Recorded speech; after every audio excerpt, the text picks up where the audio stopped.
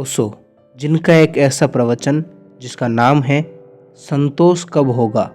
नमस्कार, स्वागत है आपका हमारे चैनल आरटी सीखवाल पे।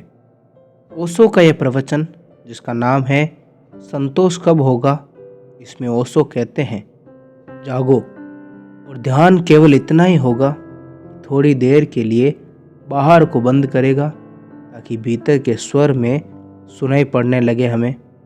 सुना है तुमने कि कृष्ण की बांसुरी बजती है तो फिर गोपियाँ अपने घरों में काम नहीं कर पाती है, उनके हाथ पैर डगमगा जाते हैं, गगरी छूट जाती है, मतनी भूल जाती है, भागती है मदहोश। ये कथा तो केवल प्रतीक है, इंद्रियां प्रतीक है गोपियों की, इंद्रियां स्त्रेवण है।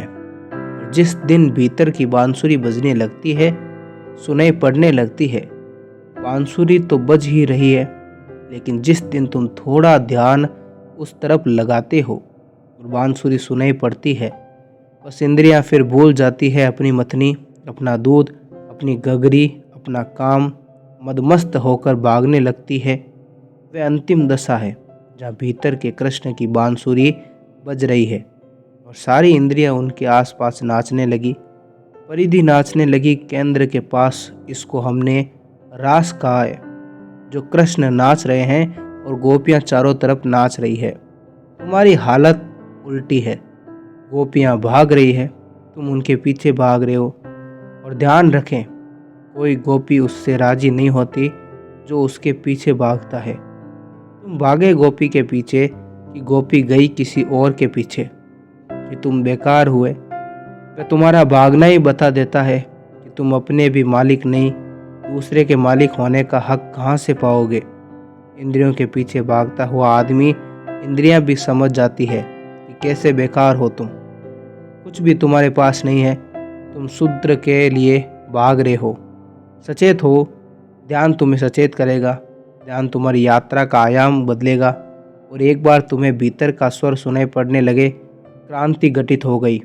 इंद्रियां अपनी जगह होगी और स्वस्थ होगी, उनका नाच भी चलता रहेगा क्योंकि उनके नाच से कुछ बाधा नहीं है, लेकिन वे परिधि पर होगी, अपने स्थान पर होगी, तुम्हारे साथ चलेगी, तुम्हारी छाया होगी।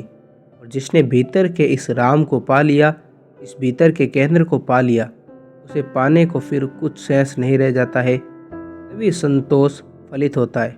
उसके पहले संतोष नहीं होगा। ओशो का यह प्रवचन नहीं राम बिन ठाव में 16वां प्रवचन है।